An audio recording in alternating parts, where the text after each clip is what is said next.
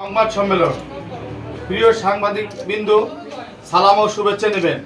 আপনারা জানেন, গাইবান্ধা জেলা বাস, মিনিবাস কোচ ও মাইক্রোবাস শ্রমিক ইউনিয়নের রেজি রাজ নম্বর 494 সংগঠনটি ফ্যাসিস্ট কায়দায় কুক্ষিগত করে রেখেছিলেন সাবেক বহিষ্কৃত সাধারণ সম্পাদক গোলাম সরওয়ার বিপ্লব।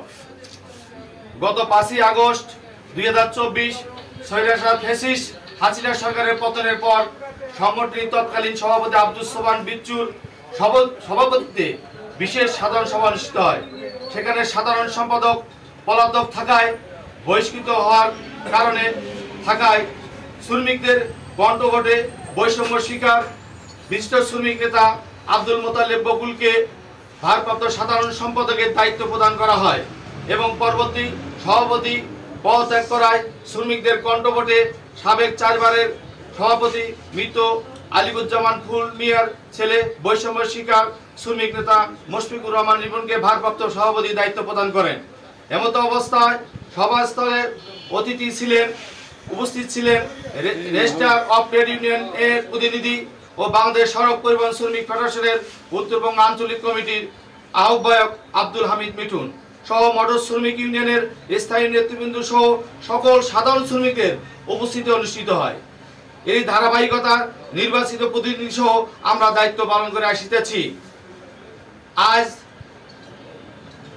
1 জুন 2025 স্থানীয় জামাত ইসলাম ও সহযোগী সংগঠনগুলোর সহ শ্রমিক ফেডারেশনের প্রত্যক্ষ পরোক্ষভাবে রাজনৈতিক পেশি শক্তি খাটিয়ে গাইবান্ধা জেলা বাস মাইক্রোবাস শ্রমিক ইউনিয়নের যার রেজিস্ট্রেশন নম্বর 494 নামে অবৈধভাবে তলবি সভা করে নিজেরা অবৈধ পন্থায় একটি আহ্বায়ক কমিটি ঘোষণা দেন এবং 1 ঘন্টা পর আবার পূর্ণাঙ্গ কমিটি প্রকাশ করেন।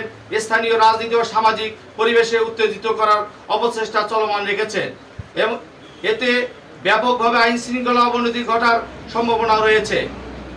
আমরা উপরোক্ত বিষয়টি জানতে ও শুনতে পেরেছি। আমরা আমাদের সংগঠনের কতিপয় বিপদগামী শ্রমিকগণ সাবেক সভাপতি আবু তাহের, সাবেক বহিষ্কৃত সাধারণ সম্পাদক গোলাম সরওয়ার বিপ্লবের ইন্ধনে এই অবৈধ তলবি সভা অবৈধভাবে কমিটি গঠন করা হয়েছে। আমরা এর তীব্র নিন্দা ও প্রতিবাদ জানাচ্ছি।